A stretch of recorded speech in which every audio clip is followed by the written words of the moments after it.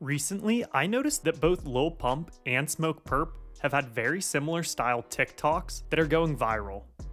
They're high quality production and are being well received online. The videos seem out of character for what we've seen from these artists in the past. The videos are self-aware, funny, and preview new songs from the artist. It's the perfect recipe for a marketing campaign in 2023 that feels organic. So this brings up the question, is it possible that these two will do the unthinkable and make a comeback this year? Is it possible for Pump and Perp to prove that J. Cole's prophecy about them on his song 1985 didn't end their careers? As I briefly mentioned, the TikToks seem self-aware, and here's why I think that might be the most notable takeaway.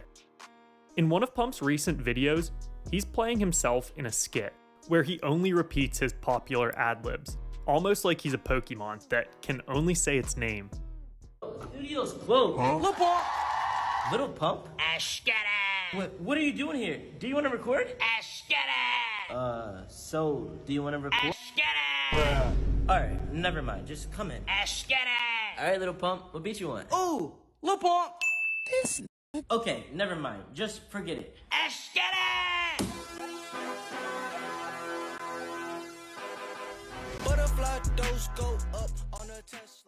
And in one of Smokepurpp's recent TikToks, he's with the same producer, talking about freestyling. And then it flashes back to his horrific and viral Tim Westwood clip from 2019. I'm a motherfucking boner. I got a motherfucking boner. Yeah. These comedic videos use self-deprecating humor that shows the artist are willing to poke fun at themselves, as if they're also in on this joke and are aware of their perceived shortcomings. Both Lil Pump and Smokepurpp were known in 2016 for their extreme ignorance. They were both teenagers that were blowing up as the faces of the SoundCloud era. The lyrics in their songs were shallow, with a limited vocabulary that focused heavily on drugs and repetition of catchphrases or their own names. At the time, they seemed to be making a lot of money, and were even working with some of the more open-minded, established artists that were looking to capitalize on the SoundCloud wave.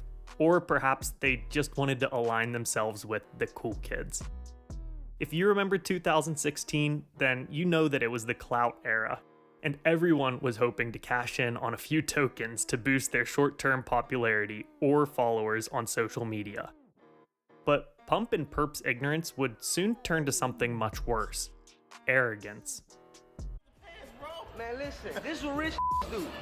I got bored, I broke these bitches, and I'm about to go hit the mall and spend $10,000 on some jeans right now.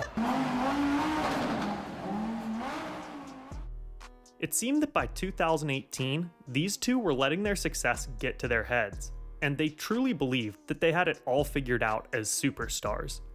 But people were starting to find their rude attitudes and childish antics kind of annoying by this time. And with a high volume of SoundCloud artists that sounded similar or even elevated the genre completely, both Pump and Perp were looking a little lackluster at the time. The two seem to have been in the shadows ever since, only to be brought up with reports of their low streaming numbers or concert attendance.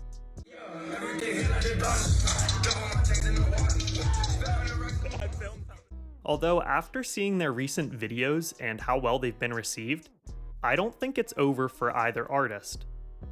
Even though the duo seemed problematic and out of control back in 2016, when it comes down to it, being in the shadows for the past few years may have been the best thing for them.